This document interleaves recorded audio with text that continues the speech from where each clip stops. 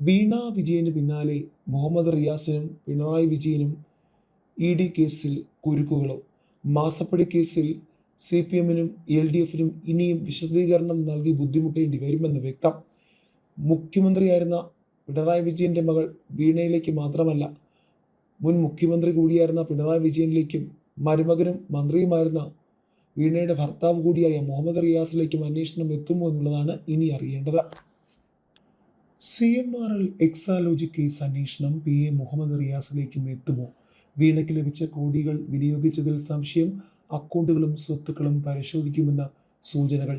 രാഷ്ട്രീയ കേരളത്തെ പിടിച്ചുകുലുക്കിയ CMRL എക്സാലോജിക് സാമ്പത്തിക ഇടപാട് കേസിൽ അന്വേഷണം മുൻ മന്ത്രിയും മുൻ മുഖ്യമന്ത്രി പിണറായി വിജയന്റെ മകൾ വീണ ടിയുടെ ഭർത്താവുമായ PA മുഹമ്മദ് റിയാസിലേക്കും വ്യാപിപ്പിക്കാൻ എൻഫോഴ്സ്മെന്റ് ഡയറക്ടറേറ്റ്. വീണയുടെ ഉടമസ്ഥതയിലുള്ള എക്സാലോജിക് കമ്പനിക്ക് കരിമണൽ ഖനന കമ്പനിയായ CMRL-ൽ നിന്നും ലഭിച്ച കോടിക്കണക്കിന് രൂപ എങ്ങനെയൊക്കെ വിനിയോഗിച്ചു എന്നതിനെക്കുറിച്ചുള്ള വിപുലമായ അന്വേഷണത്തിന്റെ ഭാഗമായാണ് EDയുടെ പുതിയ നീക്കം. ഇതിന്റെ ഭാഗമായി മുഹമ്മദ് റിയാസിന്റെ കോഴിക്കോട്ടെ വസതിയിൽ കഴിഞ്ഞ ദിവസം ED റെയ്ഡ് നടത്തിയിരുന്നു.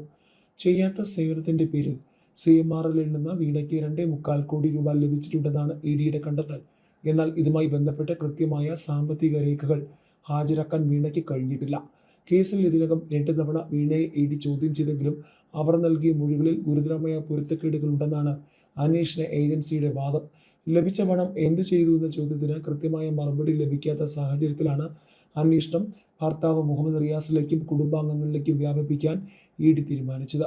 കൂടുതൽ വ്യക്തത വരുത്തുന്നതിനായി 3-ാം വട്ട ചോദ്യം ചെയ്യലിന് EDക്ക് മുന്നിൽ ഹാജരാകാൻ വീണയ്ക്ക് നോട്ടീസും നേരത്തെ നൽകിയിരുന്നു. വിവാഹശേഷമുള്ള അക്കൗണ്ട് ഇടപാടുകൾ നിരീക്ഷണത്തിൽ. അഴിമതി നിരോധന നിയമവും പരിഗണനയിൽ. 2017 മുതൽ 2020 വരെയുള്ള കാലഘട്ടത്തിലാണ് വീണയ്ക്ക് CMRL-ൽ നിന്നും പണം ലഭിച്ചത്. തുടർന്ന് 2020 ജൂണിലായിരുന്നു മുഹമ്മദ് റിയാസുമായുള്ള വീണയുടെ വിവാഹം. വിവാഹശേഷമുള്ള കാലയളവിൽ ഈ പണം ഏതൊക്കെ തരത്തിൽ വിനിയോഗിക്കപ്പെട്ടു എന്നതിലാണ് EDക്ക് സംശയമുള്ളത്. CMRL-ൽ നിന്ന് ലഭിച്ച പണം മുഹമ്മദ് റിയാസിന്റെ ബാങ്ക് അക്കൗണ്ടുകളിലേക്ക് എത്തിയിട്ടുണ്ടോ എന്നറിയാൻ ഇരുവരുടെയും ബാങ്ക് അക്കൗണ്ടുകൾ തമ്മിലുള്ള പണമിടപാടുകൾ ED വിശദമായി പരിശോധിക്കും. ഇതിനായി റിയാസിന്റെ സ്വത്തുക്കളും ബാങ്ക് അക്കൗണ്ടുകളും കേന്ദ്രീകരിച്ചായിരിക്കും അടുത്ത ഘട്ട അന്വേഷണം. ആദായനികുതി സെറ്റിൽമെന്റ് ബോർഡിന്റെ കണ്ടെത്തലുകളെ തുടർന്നാണ് കേസിൽ ED അന്വേഷണം ആരംഭിച്ചത്.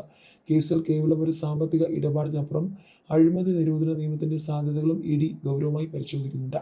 CMRL കമ്പനിക്ക് സർക്കാർ തലത്തിൽ നിന്ന് ലഭിച്ച വഴിവിട്ട സഹായങ്ങളുടെ പ്രത്യുപകാരമാണോ എക്സാലോജിക്കിന് ലഭിച്ച ഈ വൻ തുകയെന്നും ഇതിൽ മുൻ മുഖ്യമന്ത്രി പിണറായി വിജയന്റെ ഭാഗത്തു നിന്നും എന്തെങ്കിലും ഇടപെടലുകൾ ഉണ്ടായിട്ടുണ്ടോ എന്നും ED അന്വേഷണ പരിധിയിൽ ഉൾപ്പെടുത്തിയിട്ടുണ്ട്.